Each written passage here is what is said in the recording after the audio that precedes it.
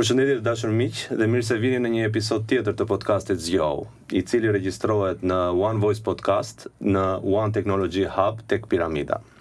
Sot kemi një të ftuar që vjen nga larg, në fakt nga Brazili.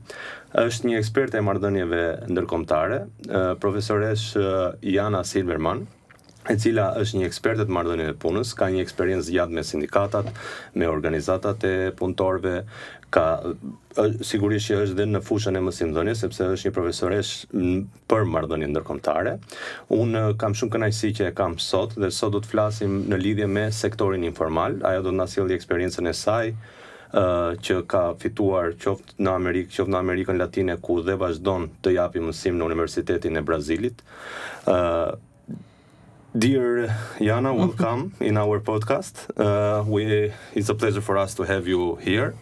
It was just an opening for our listener here in our podcast. So, as I mentioned, you have a PhD in labor economics, and you also have a huge experience with international organization, in the labor organization. You have been part also for the Solidarity Center, which is a center of the AFL-CIO. It's the American Confederation. And you came in Albania to have a program here for talking for the informal sector.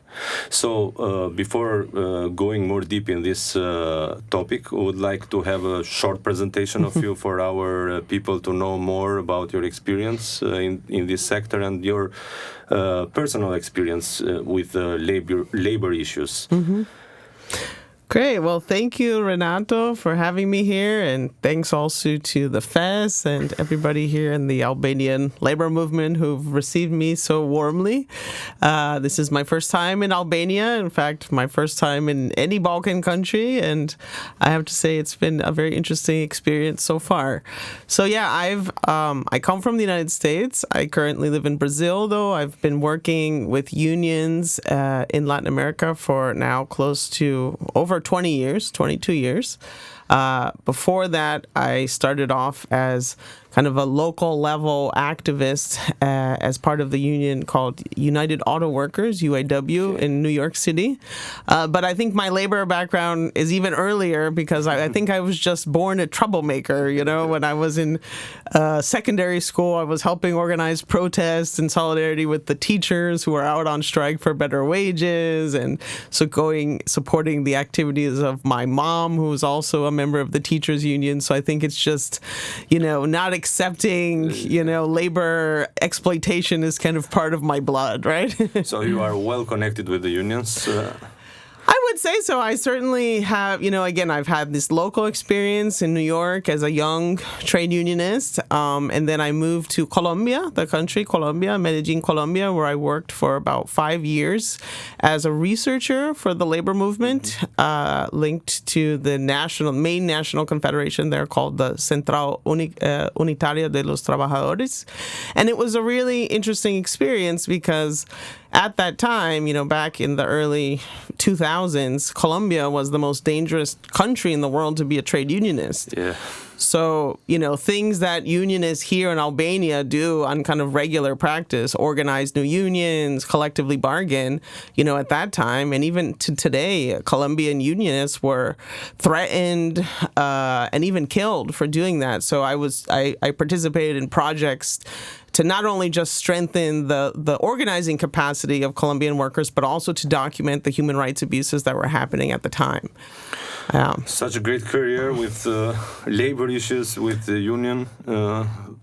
Just came in my mind the question, what have motivated you to go through these difficulties, to go in Colombia, to work in Brazil? And because these are, they are safe countries, but still they have many problems, as you said, even with unionists, with labor rights. Right. Yeah, I don't know. It's hard to say. I feel like, I think to be a labor organizer, you probably feel it too. It's kind of like a calling. It's a vocation, right? Like I said, I've always felt like, there was something wrong with the world to see how people work so hard and get so little back. There's so much poverty, so much inequality, right? Even in rich countries like the United States, right? Yeah. So it was something that always really upset me and made me want, and I realized because of this background of seeing my mom and other people in the labor movement, realized that our strongest tool as workers is to come together in unions, because individually, we don't have the strength to effectively change our working conditions. And then there are people, like we're going to talk about in the informal economy, who don't have that power at all, because they're self-employed, because they're street vendors, they're domestic workers, right? So I feel like collectively we need to come together and strengthen our voices, and that's true whether you're in whether you're in New York or in New Caledonia, right? Yeah. The labor movement is for everyone. When we talk about the informal workers, as you said, how many different types can we identify? Informality, as you said, there is everywhere. Even in Albania, we have informality. But right. How many different types we can identify as in the informality? So it used to be, especially, this idea that informal work was either something that you only saw in the past, or you only see in poorer countries, in least developed countries. People think of, again, informal construction workers, who go from job to job. You think of domestic workers or nannies that are hired, without any protections to work in people's homes. You think about street vendors who sell goods or food on the street. And those, obviously, that is still a big segment of the informal sector, especially in developing countries, like Brazil and like other places. So these professionals that you mentioned, these are considered as the self-employed, or they have a specific employer? So informal work, I would say there's 4 categories. The first category are employers who have small businesses and basically don't pay in taxes, So the actual definition, the most basic definition of informal work is work that is not covered under social protection schemes or social protection laws. So these guys are not registered in the social right, yeah, they should be registered and they just don't pay their taxes. Right. And so then you also have these small businesses, and then sometimes these small businesses have employees who are also not registered. Yeah. So those are considered sort of illegal, market. In a certain sense, Not that the workers are illegal, but they're illegal in terms of what they're doing for tax policies mostly and labor policies. And then you have the self-employed, who are this kind of classic kind of informality that we were talking about, like the street vendors. But now is also a very new category, which are the gig workers, right? So gig workers are the people, to explain for our audience, the ones that work for platforms. Right, platform. They register on a platform, for example, the delivery guys. Exactly. Or taxi drivers, Uber. Right, exactly. Uber driver, right, Uber driver, food delivery. Yeah. There's all different kinds of food delivery. Exactly. Couriers. But now it's even beyond that. You have interpreters, you have, electricians, a lot of people.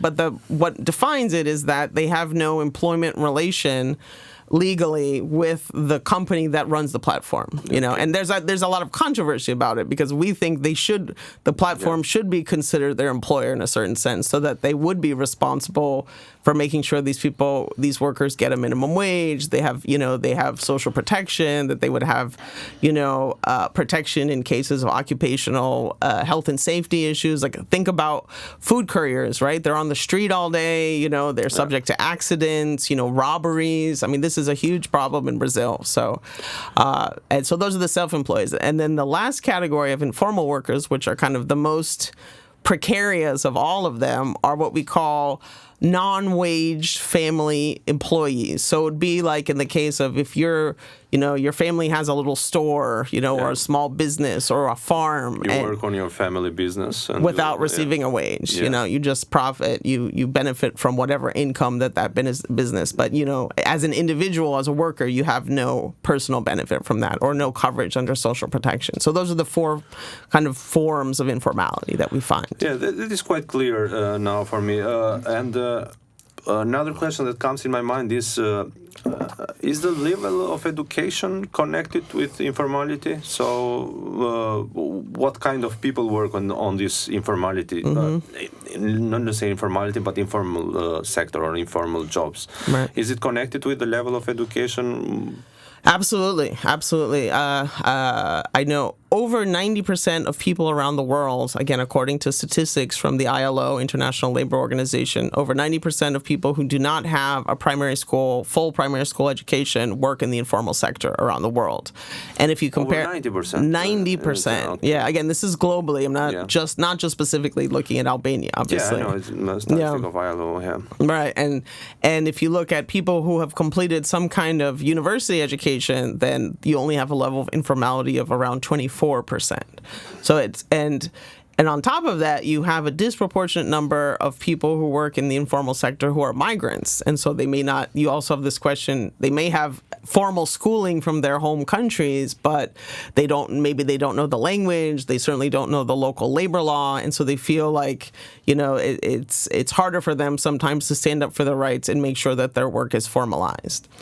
What about the gender? Does it have a connection? So we find more women based on the statistics, or men working on the informal sector, or so actually do you have an overview about this? Yeah. So actually, there in the case of Albania in particular, it's interesting because there are actually more men in the informal sector than women, and I think that's also because the biggest informal sector here in Albania is construction, which is obviously a very masculine sector. But in a lot of places, you have disproportionate, percentage of women working in the informal sector, especially when we think about domestic work and street vendors, which in a lot of places like African countries, which is primarily done by women, and also this unwaged agricultural work. So there is a lot of women subject. Yeah, you mentioned the construction. Of course, we have a lot of construction now going on in Albania. I'm seeing that. You can see that in Tirana. And generally, most of these informal people work there. And we have information even from the statistics that the informality is very high in construction. And also sometimes we have also accidents that come to your point that if they do not get involved in this health security scheme, so nobody will pay for them, so they are on a black market. But also we have you mentioned in the end the agriculture. So the agriculture is let's say a part of our economy that we have a lot of people, maybe they are family business or they work for some other families. Right. So even there we have a high number, I would say, in Albania in the informal sector, because I don't know if this is same in Brazil or in other countries about the agriculture. It is considered also as an informal sector. Well, Brazil, there's a special case in terms of like the small farmers of Brazil, that, small farmers that own their own land and the families, work the land. The rural workers unions actually help these small farmer families register with the social security system. So unusually, Brazil has lower. There was a union helping them? We have a national federation of rural workers. That's called CONTAGI, the Confederação Nacional dos Trabalhadores na Agricultura, so National Confederation of Agricultural Workers, that through the unions, they can register to pay into Social Security, so they can get pensions, so they can, again, get, you don't get unemployment insurance if you're a small farmer, but you can get other kinds of social benefits, right? But in many other countries, that's not the case. Even in the case of the United States, a lot of our agricultural workers are immigrants, and many times undocumented immigrants, especially from countries like Mexico and Central America. And that's a kind of informal work, right? Because the employers of these big farms where, they grow all kinds of different foods, strawberries, oranges, basically everything we eat in the United States, they don't register the workers because the workers themselves don't have work permits, right? Yeah. That is a problem connected with their immigration field, because even the informal sector can be increased through immigration, because now we can see also in Albania that we have a lot of people that come from abroad to work here, like from Philippines. So this is a risk also for the economy, that these people may increase the informality. Yeah. And we hope that the state make it more organized for these people to come to work through the health schemes, and so they can be protected and they can be counted also for the economy. Exactly. You mentioned that the union helped, for example, the agriculture workers to get registered. And my next question is about, based also in your experience to organize informal workers, what strategies has been more effective used from the unions or from other organizations to organize and to get them formalized, or get them at least registered, or be counted for the economy? Yeah, well, I would say first, to answer that, it's sort of one thing sort of precedes the other. Like in most cases that I know of where you have higher levels of formalization happening, it's because there is a union there to, be able to reach out to the workers and also play this role of social dialogue with the government, so that the government can understand what kind of policies need to be implemented in order to formalize these workers. That's a case. You see this in Argentina, which has a very strong domestic worker union. Uruguay also, where they've been able, the union acts as kind of like a mediator between the workers and the government to be able to implement these policies of formalization.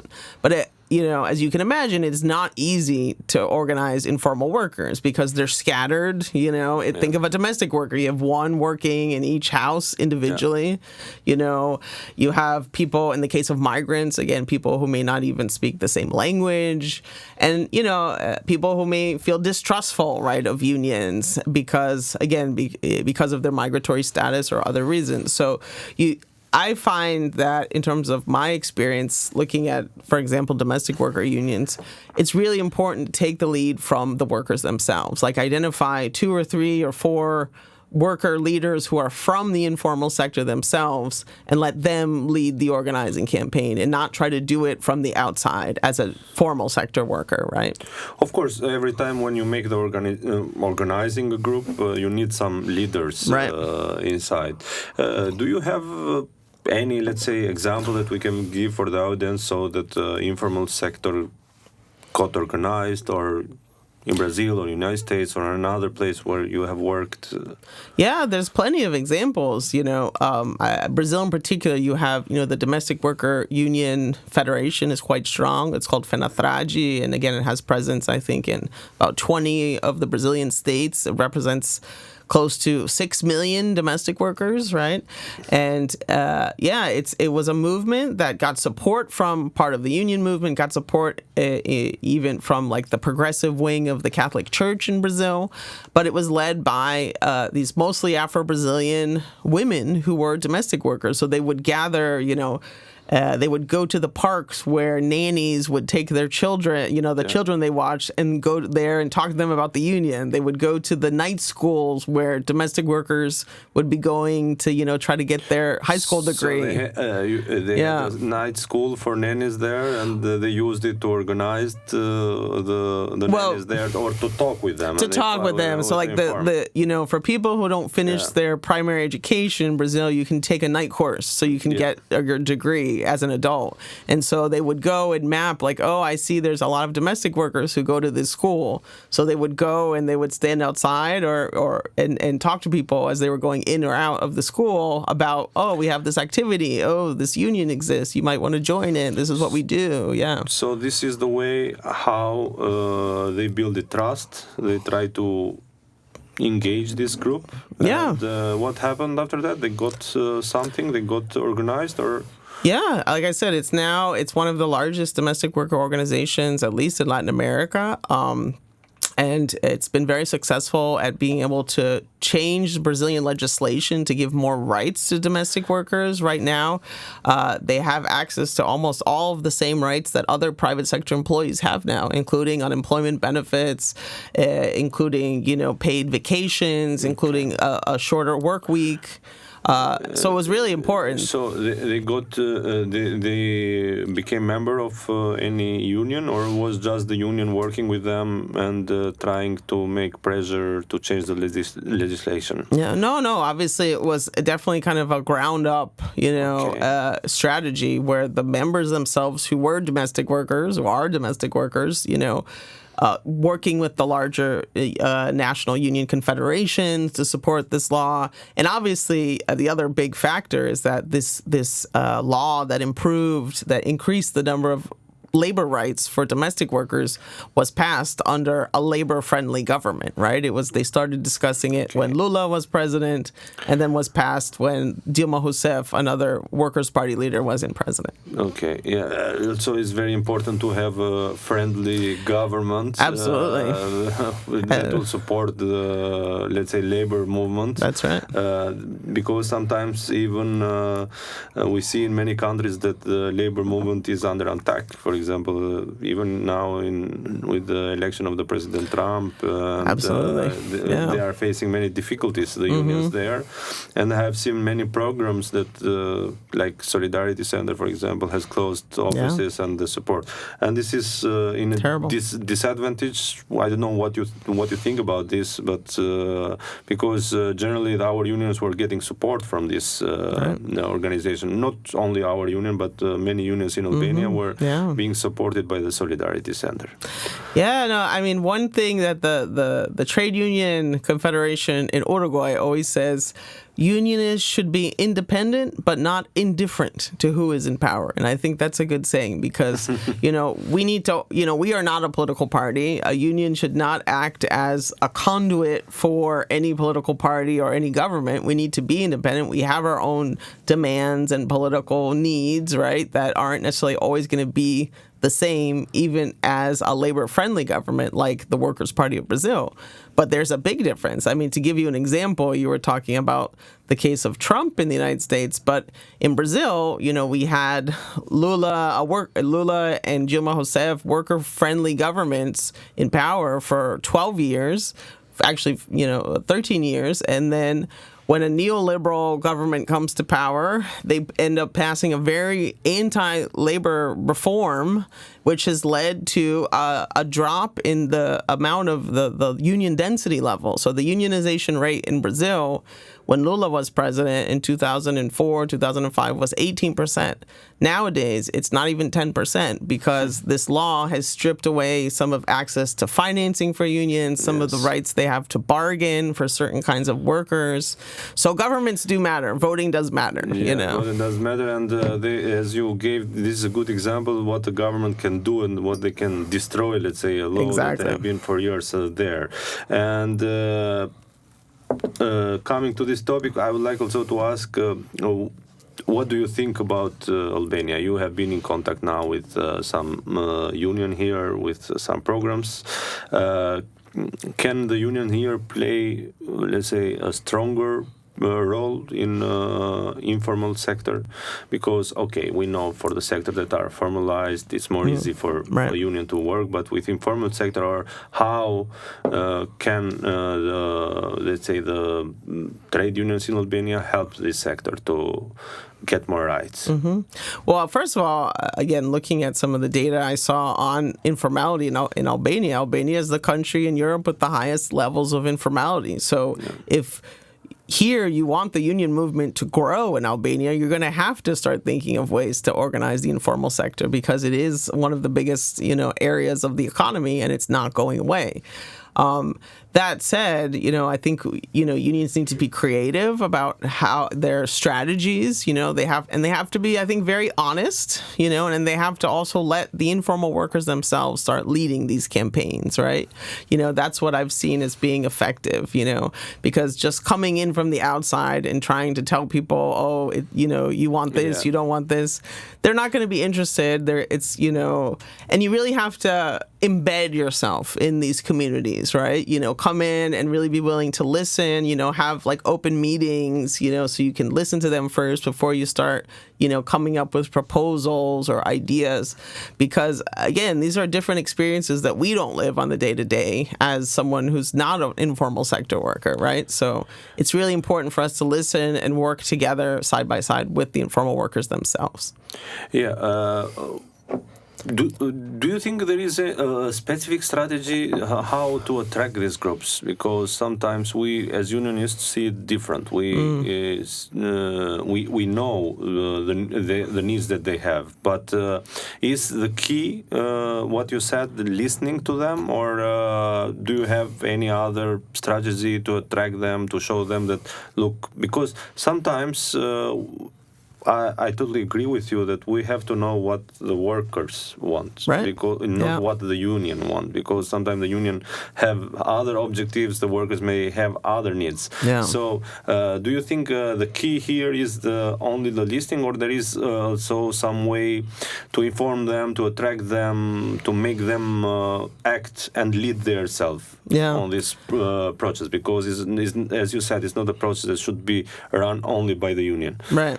Right. Well, that's not an easy question. So let me think. But what I would say is, so again, giving experience of where this process hasn't gone as well as we would like. So in Brazil, again, now Lula got reelected and came back to power as president in 2003. And we have, like I was mentioning before, this huge issue of many, many very precarious informal workers who do food delivery. And most of them are young. Most of them are Afro-Brazilian, very poor.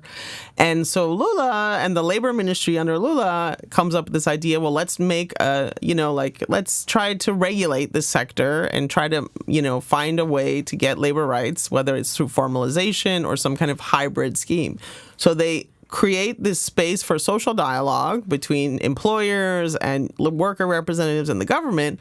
But what happens is that the government just invites the confederations. They don't actually invite the right organizations, associations of the food delivery workers themselves.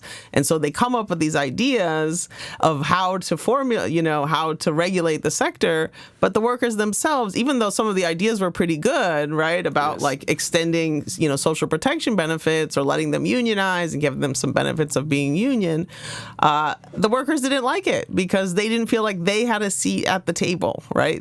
So I really think the main thing is to let the workers themselves drive this unionization campaign, right? And sometimes that's very hard for us as union leaders because, we have all this experience and we like to be able to share it. And sometimes, we might have better connections with employers or with the government, but it's really important that it's their voices, because all these, informal workers, everybody has WhatsApp groups, everybody has their, Instagram followers, even these very precarious workers. So if there's something they don't like that's happening in these negotiations or in this unionization drive, very quickly other workers will know about it and you'll kind of get burned, right? Yeah. So I think that would be my main suggestion, is really put the workers themselves in the driver's seat in these campaigns. Yeah, that is I totally agree with that, because as you said, we as unionists sometimes see it different, and the workers is totally different what they need. And I would also would like to, because you have let's say a big experience even with international labor organizations, and you are a unionist, and I would like to ask you what is a piece of advice you want to give to, let's say, to Albanian unionists, because even let's say, the union situations here is not the one that we want to be, and every time there is a space for progress. What is the advice that you may give to the union leaders, to the unionists, to the activists that are dealing not only with the informal sector but also with their sectors, that they can do more to, let's say, to bring to increase the level of the representation, or to increase the level of the union and the quality of their work that they do with the workers? Yeah. Well, I would say the easy answer, or, the quick answer would be, don't be afraid of change. So that means that if unions that always say, oh, we want to have more young people join the union, but you can have all the, youth affiliation, campaigns, or you can organize all the youth like football tournaments you want. But if you're not also willing to have young workers be part of your national executive committee of your union, then the young people are not going to want to be part of it, because they also want to feel like they have a real voice in shaping the organization. That's why I was really happy at the workshop yesterday organized by the FES to see so many young workers, so many women involved, getting involved in these issues. But you really have to give, again, just like the informal workers, don't be afraid of opening spaces for them, and also innovating in your tactics, like this idea of doing podcasts. Yes. I think it's fantastic, because people love to listen to podcasts where, like, when they're on the bus, in their car, right? It's an easy way for people to get a message out about why unions are so important. I think we have to, again, be smarter about using digital media, social networks, right? Because, the far-right movements around the world know how to use these tools, these digital tools, very well, and as a result, we get President Trump, right, in the United States. So we also have to be able to use these tools and not think, we just have to be, making speeches at the gates of the company and printing out, newspapers. So really happy to see you all here in Albania taking initiatives like this to have podcasts and different experimenting with your communication strategies. Yeah, I really appreciate that. Because it's really an innovative idea, the podcast, and sometimes we have to change the philosophy. As you said, Trump was elected to the podcast. He was very effective with the podcast. So it's a strategy that we have to use it. Why not? We are the biggest group of interest. The employees are the biggest group of interest in a society, so we have to inform them. And this is also the aim of this podcast, to inform them, to give them new ideas, even for the other unions or other colleagues. And coming to my last question, and we will turn it a little bit more personal. You have worked in many countries. What was the craziest country you have worked with, and what was the, let's say, one of the experienced you will not forget with unions, or any action that you have taken that have remained in your memory? Oh, there's so many. Like I said, say some. Yeah, sure. Like I said, I've been working with unions in Latin America for 22 years, off and on. I've been an elected union leader myself. Right now, I'm the general secretary of the University Professors Union at the Universidade Federal do ABC. So again, as you can imagine, not a lot of people from New York. It's really nice to hear that the professors are organized. They are, let's say, the brain of the society. Yeah, it's not easy, but again, I think it's even university professors. We all have these PhDs and everything. But we're also becoming precarious workers. Like, there more and more professors are hired on part-time contracts. Okay. We're getting fewer benefits, dealing with budget cuts, right? So yeah, I love being a unionist. I love, like being in front of a union assembly and talking to workers. But I also love, being able to just connect to people one-on-one. Like, I would say, one of the most meaningful experiences I've ever had as a unionist, again, from the time I was in Colombia. Yeah. So as you can imagine, like I said, a lot of very, very tragic human rights abuses happening against unionists, and in particular, Coca-Cola, which everybody knows, Coca-Cola company, back in the 1990s and 2000s was directly complicit in the assassination of 9 trade union leaders in Colombia at their bottling plants. And so someone who I got to be friends with, who was a leader of the Coca-Cola Workers Union in a town called Carepa, a small town, he actually had to flee the country. We were able, through the AFL-CIO Solidarity Center, he was able to get political asylum in the United States. And then I was actually personally intervened to help get his wife and his children to the United States. And it's like, his wife called me as she was getting off the plane saying, I can't, thanking me for helping reunite her family, And the other thing about that story that really still gives me... What years we are talking about? What years? This was 2004, 2005, yeah. And what I find impressive is that these Colombian unionists who were literally risking their lives, they never gave up. They keep organizing, and now we have. Was because the Coca-Cola wasn't accepting the union there. Right. They hired paramilitaries who are operating. These sort of these thugs, right? These militia groups that operated in the regions to threaten the unionists and tell people to stop affiliating to the union. So people were literally risking their lives, and they kept at it. This comrade, this union worker, Luis Cardona, he is now a union. He still works with unions in the United States to help organize workers there. So I think it's a life project. It's a life project. It looks like a movie, but it's a real story. It's a real story. 9 people lost their lives organizing the workers. It's a sad story also. Yeah, from the 1980s till recently, over 4,000 Colombian unionists were assassinated as a direct result of their union activities. So again, what we take for granted here in places like Albania or the United States, people have really literally lost their lives to build fighting, independent, strong unions that can truly defend workers' rights. So it's something that we should never take for granted, our right to join unions. Yeah. That is a strong message, and I would like to close with your message. And one more time, I would like to thank you.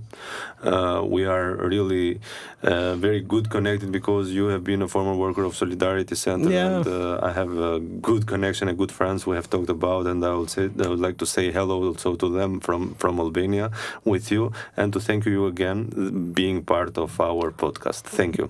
My pleasure, and good luck with all your organizing activity. Thank you.